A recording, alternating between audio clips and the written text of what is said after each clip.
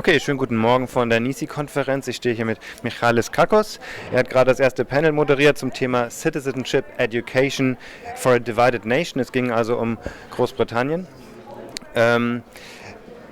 Michalis, thank you for being here. Could you just shortly sum up your main conclusions that you draw from the first panel, Citizenship, Education for a Divided Nation, for us?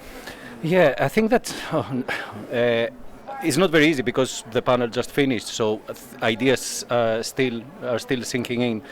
But I think that what all panelists agree is that education has a role to play in these times of division, but that the divisions are not recent. The divisions have been apparent for quite some time. They have been working their way for quite some time, and education has done nothing to address them. Actually, if anything, education has been a contributing factor to this. And as we discussed yesterday in a different panel, the education is part of the problem, and it's a different question when we when we start examining it as whether it can be a part of the solution. So we saw, for example, that in Brown's Professor Hoskins' research that we have different forms of citizenship education and different attitudes among students depending on their socioeconomic background. And we see that we have more active participation among students of the background of which we are not really that concerned about their participation, because we know that they will participate as adults. We know that from the middle and upper socioeconomic background, participation is relatively unproblematic, but we want students and young people from the lower socioeconomic background to participate. And we see that actually in schools we have more opportunities to the students from medium and upper social background to participate rather than from those that we're mostly concerned for. Now, we saw also Daniela's findings, which show how important Brexit has been for social divisions and how young people who are not necessarily from Britain, they're not born here, they have been stressed out because of Brexit, and how this has alienated them and has disrupted their process of inclusion and integrating within in the new society. So, as I said, ideas are still sinking in, but as I said, as a comment during the panel, the ideas that were coming out, they were not very optimistic. They were the situation as it is at the moment is quite dear. Now, the question is, of course, what can we do in light of all that? Is there anything that we can do? And of course, my answer will be yes. There is something that we can do. The problem is, there are two questions, though, sub-questions that we need to address. First of all, is a note rather than a question that we cannot expect from education to do everything. Yeah, we, as David said, we are loading education with everything. Yeah, everything that goes wrong, we turn to education and say, "Can you do something about it?" Now, if the social divisions have been there for so long, then how can you turn to education and say, can you just completely change what you're doing in order to address these divisions? It was 2 years ago, I think, that another colleague from Nice, Ulrike Gero, when she was asked whether citizenship education can do anything about democracy, I remember the puzzlement in her eyes when she turned and said, it's too late. It's too late for education to do anything about that. So we're not thinking about the social divisions that exist now. We're thinking about education and whether it can contribute about the social divisions that will follow. Mm-hmm. And that is one note. The other question, which is very important for me, is should education do anything about it? And when we're discussing about education, what exactly are we talking about? Are we discussing about schools? Now, what is exactly the role of the school? Mm-hmm. How can the school rethink about this role? These are important issues that need to be addressed together with the question what education can do. So, and that of course bring up the issues that Brian and Daniela, actually all three panelists raised about the about teacher training, about confident teachers, about how to unsilence teachers, which they may sound like good statements, but underneath they hide huge work, perhaps a rethink about not about citizenship education, as David suggested. Actually, it's about rethinking education, and especially formal education. You said education is part of the problem. In what way needs it to change to be part of the solution? Yeah, that's exactly what I'm struggling to find the answer to, and I think we all do. That, I guess, my answer is not really different to what I just said, that we need to rethink about education. Right now, especially in Britain, we have, it's very clear, it's clear as day that this is a neoliberal system, which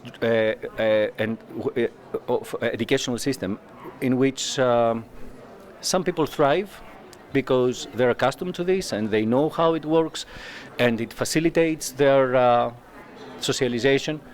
But there are other people who learn from this system that marginalization is embedded in the social, in the systems, institutions, in public services, and education being one of them.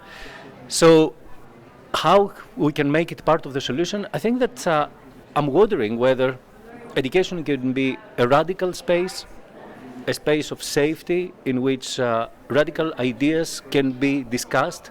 But then again, how can you discuss radical ideas at a time that radicalism can lead to all sorts of directions? I think that we need to embrace and to embrace the idea of education as a space for radical democracy, in the sense that creating a space in schools, in formal education, and perhaps in informal education, in which students and teachers, educators and educated, feel confident and comfortable and safe to voice their views, to learn to respect each other's views, and to, most importantly, learn and practice conflict resolution. I'm not talking about only huge conflicts, not deep conflicts, but the everyday conflicts. We're discussing, David mentioned about his work on controversial issues. What I would like to suggest is that schools can be the places in which all issues are discussed as controversial.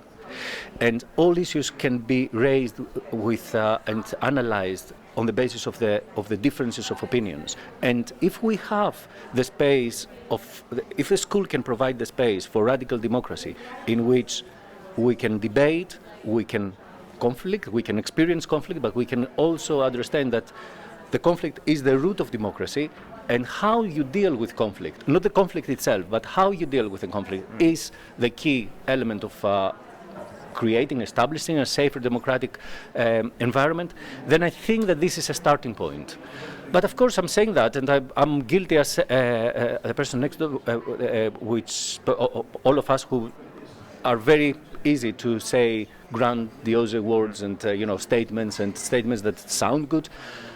It's extremely complicated. Education does not change from one day to the other. There is a system of supporting it.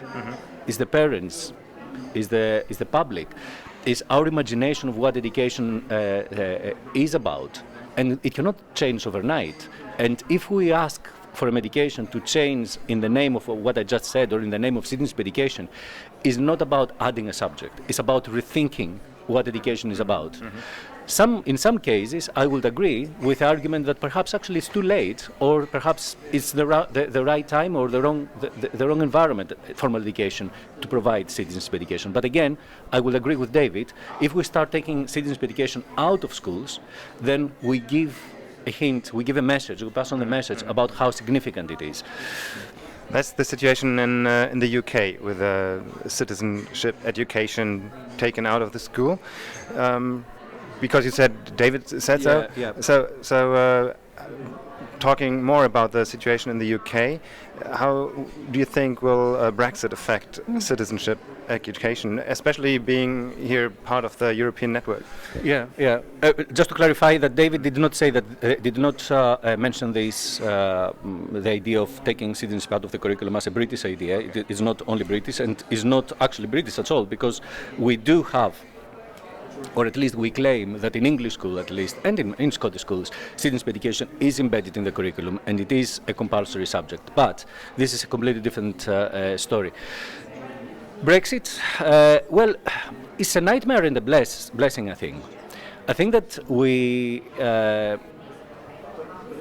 I mentioned that during the discussion with the panel. It is sometimes painful to watch Parliament these days. Yeah, some days are completely, they're painful to watch. The debates are very difficult to watch. However, I think that, and I do appreciate that many people are alienated because of that, and maybe many people feel that, well, we all have, to some varied extent, we have enough of Brexit. Yeah, it occupies everything, all our discussions, and I'm personally affected in the sense that I'm dual citizen, and so part of my identity is going to be affected. I mean, but I can see around me that there are so many colleagues from and friends from Britain, and what it is not being discussed sufficiently is that all these people are going to lose part of their citizenship. There is a referendum. I don't know whether it has been ever before in history. There is a referendum which leads to people who are affected by it to lose an element of their citizenship. They are not European. They are not going to be European citizens anymore. So that is quite strong. That is quite significant, and especially if that happens voluntarily. But this needs to be discussed. This needs to be explored in schools, and. What I think that it's the reason why I think that is blessing is that it is a unique opportunity to discuss about citizenship, and it is also a unique opportunity to see democracy in action. No one said that democracy is unproblematic, yeah, but no one said also that democracy is beautiful in terms of how it presents itself. Mm-hmm. Democracy is based on conflict, yeah. So. I think that it's a blessing. Brexit can be a blessing if we see it as a democracy in action. Yes, of course, that is democracy, but we celebrate it because the other solution is a civil war. Yep, if we start fighting with each other, that will be certainly worse. We see democracy having this kind of dead ends and people taking the wrong decisions, historically the wrong decisions. I not imply that I know the right decision in this case, but I do know that Athenians, for example, many years ago, took the decision to sail to Sicily and have the Sicilian War just after they won the first part of the Peloponnesian War.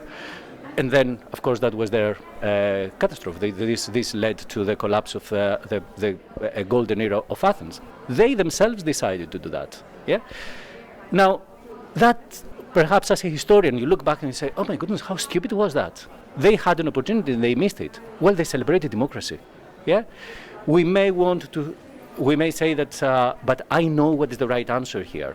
But that, to some extent, is irrelevant because these people who vote or who learn, or the young people of today in Britain, they're not going to leave. They're here. It's their country. It's the country that will grow up here. They will have an opportunity tomorrow to take a different decision, or they will have an opportunity to stand by this decision that has been made. The important thing is to have always trust to democracy and to understand that these decisions come with responsibility. And that, I think, is the role of the school. Yes, it's, as David said, kick in the teeth. At the same time, though, we need to turn it around because we don't have any other option but to turn it around and say that this is an opportunity also. It's a lesson that can be learned. Okay, thank you very much for giving us this view, slightly more positive about the Brexit. I think that it was new to me too. Thank you. Thank you so much.